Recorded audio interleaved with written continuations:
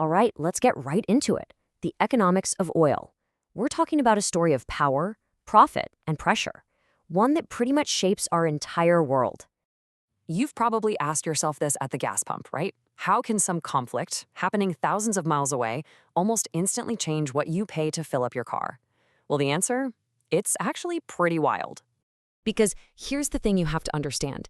Oil isn't just a fuel. It's not like buying corn or copper. No, it's a global chess piece. It's this incredibly strategic asset that pulls the strings on geopolitics, on national budgets. The health of the entire global economy is tied to it. So to really get a grip on the price, we got to start where the journey begins. We have to go right to the source, getting that black gold out of the ground. And you're about to see, not all oil is created equal, not by a long shot. Okay, look at this. This is where it gets really interesting. The difference in cost is just staggering. For a country like Saudi Arabia, it might cost them, $10 to get a barrel of oil out of the sand? But then you look at US shale oil, and it can be closer to $50. That's a five-fold difference. And that cost gap, that is a huge source of power. It means in a price war, the guys who can produce it cheap can withstand prices that would absolutely crush their competition. So who's trying to control this whole thing? Well, one of the biggest players on the board is OPEC+. The easiest way to think about them is like a club of countries that have their hands on a giant global oil tap. When they all agree to turn that tap down, cut production, the world's supply tightens and the price goes up. And if they open it up, the price goes down. They have a massive influence. Right, so the market isn't just one thing. It's this really complex dance between a few key groups. First, you've got OPEC+, the cartel, trying to manage everything. But then you have the United States, which is a totally different kind of player. Thanks to shale oil, the U.S. can fire up or shut down production way faster than old-school wells. That makes it a swing producer. It can react really quickly to price shifts. And just to make it more interesting, you've got these newcomers, places like Brazil and Guyana, who are pumping more and more oil into the system. It just adds another twist to the whole game. Okay, so we've got the oil out of the ground. Now let's follow it to the world stage. This is where a barrel gets its price tag. And it's not a simple process. It's a collision of economics, raw power, and sometimes just plain old panic. At the end of the day, it really boils down to a classic tug of war. Super simple.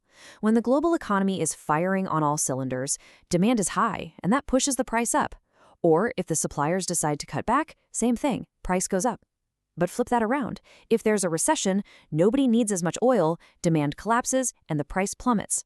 Or if there's a huge production boom and the market is flooded, price goes down. It's that constant push and pull. And here's the thing. It's not like anyone has a crystal ball. This right here shows you just how much uncertainty there is. You've got the world's top experts, and they can't even agree on how much oil we're going to need in just a couple of years. The IEA, they're betting the energy transition slows things down. But OPEC, they think demand is going to stay strong. So if you're a trader, what do? You have to make massive bets based on who you think is right. It's a huge gamble. But wait, it gets even crazier, because a huge amount of oil trading has nothing to do with actual physical barrels of oil being shipped around. It's what we call paper oil. We're talking about financial contracts, futures, where traders are just betting on what the price will be tomorrow, next month, next year. And this is a really big deal, because it means that fear, headlines, rumors, all of that can send prices soaring or crashing. This paper market is gigantic, way bigger than the physical market, and it can totally amplify the price swings that end up hitting you at the pump. And this takes us right back to that question we started with. History is crystal clear on this. Look at the timeline. A political embargo, a financial crash, a war. Every single time, a major global event creates a massive price shock.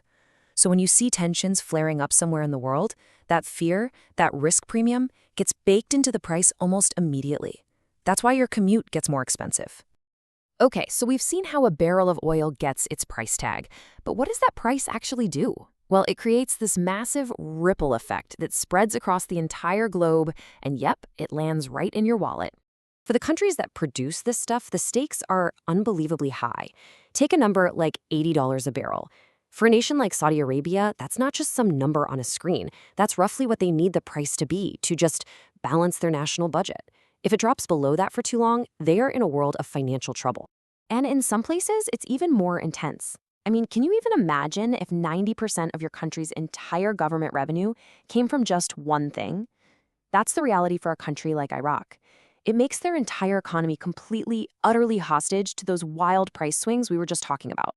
This kind of extreme dependency leads to this really tragic paradox that economists call the resource curse. It's this bizarre idea that having tons of natural wealth, like oil, can actually be bad for a country. Instead of leading to prosperity for everyone, it can often lead to more corruption, more inequality, and just general instability. It's a double-edged sword. And of course, that ripple eventually hits us, right, in our own lives. Because oil isn't just gas for your car. Think about it. It's hidden in the price of almost everything. Your plane ticket? Yep.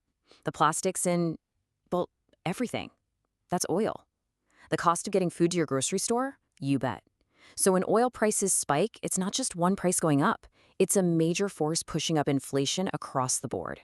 All right, for our last section, let's look to the horizon. Because the world that oil built, well, it's starting to change. A massive, massive energy shift is already happening right now. And surprise, surprise, the future is shaping up to be another giant tug of war. In one corner, you have the old guard, oil.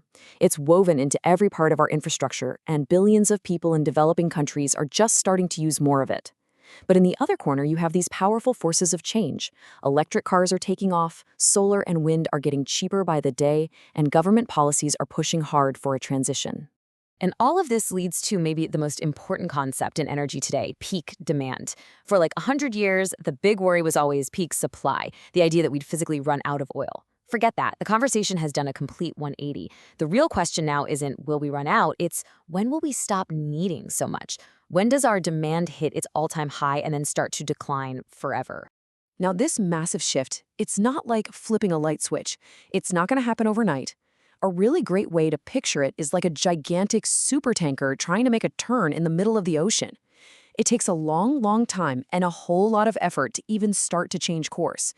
But once that turn begins, its new direction is locked in. That shift is happening, and it's inevitable. So that leaves us with one final big question to chew on. For the last century, oil was king. It was the master resource that powered everything. It built our modern world, our cities, our economies, and it fueled our conflicts.